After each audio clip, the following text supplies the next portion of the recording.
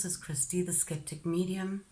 Today I'm going to just tell you a story about a very interesting reading that I had where a very prominent famous person came through.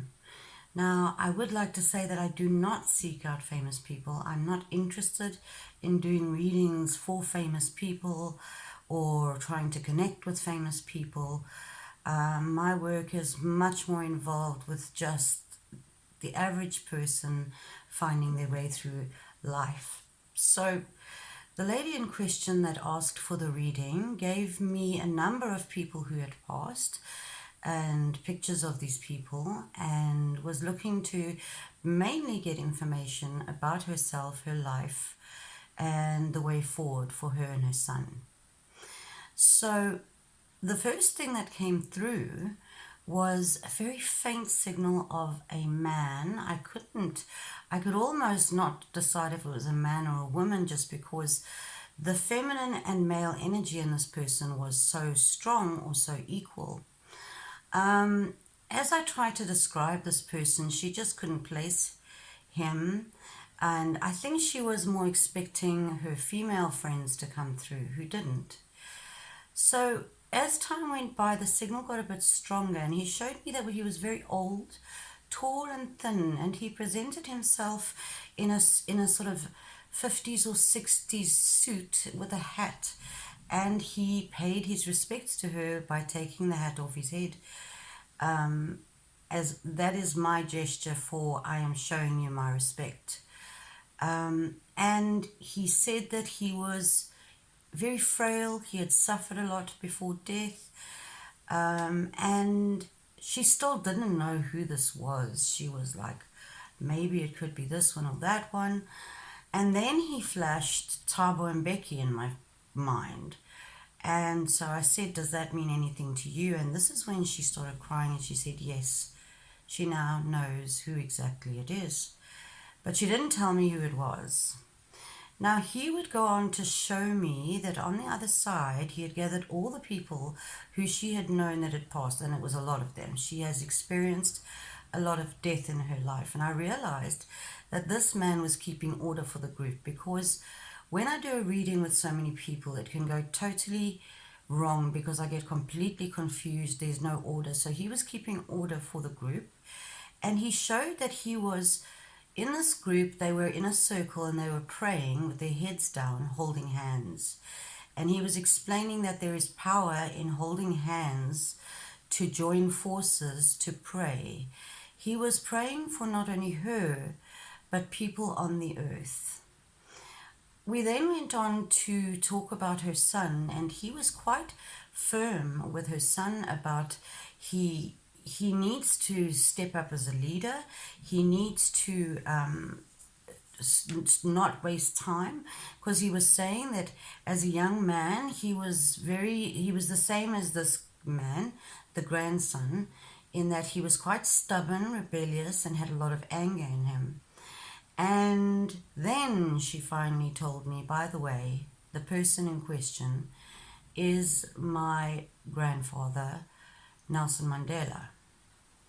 And I was totally shocked, because he didn't present himself to me in this way. And I had to stop the reading for about 10 minutes just because I was so shocked by what she was telling me.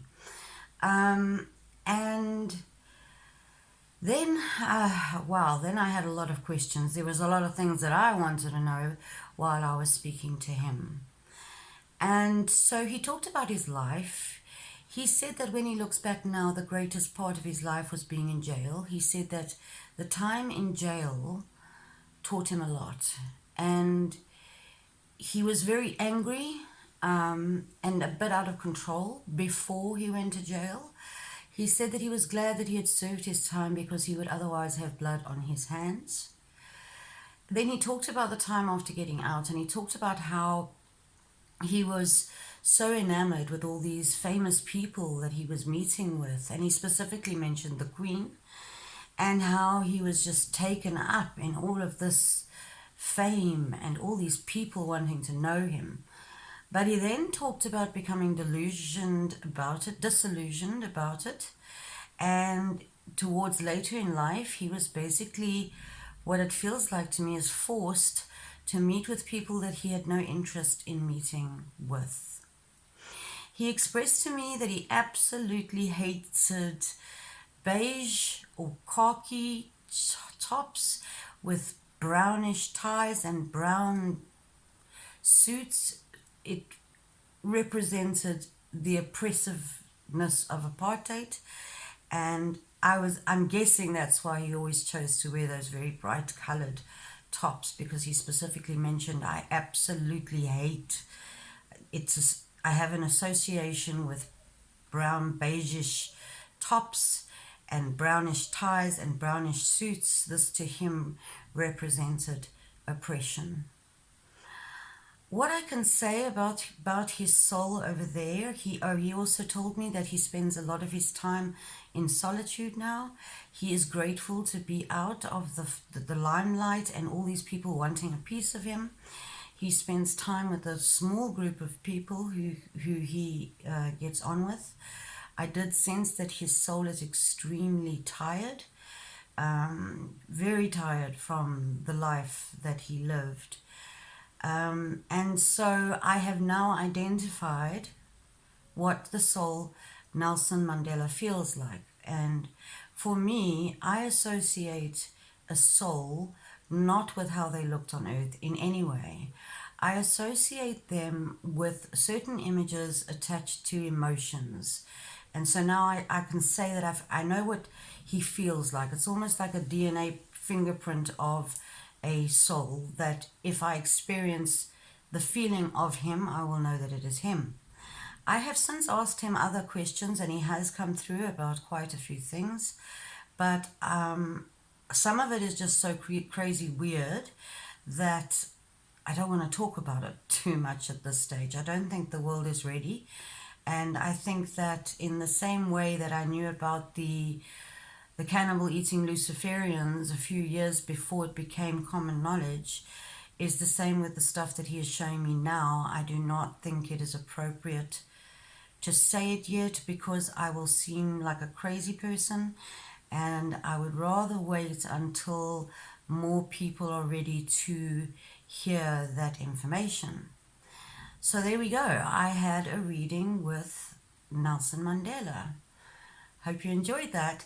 And I'm going to post another one about Sinne van Rensburg, the Boer prophet. He has also come through to me a few times, all for readings with people who are either farmers or Afrikaans women. So it's only been Afrikaans people that he has come through for, but he has done it a number of times, and I've learned quite a lot from him through doing those readings. So I'll let you know about that. These are the only two famous people that I have ever interacted with at this stage. Alright, so you can find me on Facebook and YouTube, The Skeptic Medium, spelled with a C, not a K, and chat to you soon.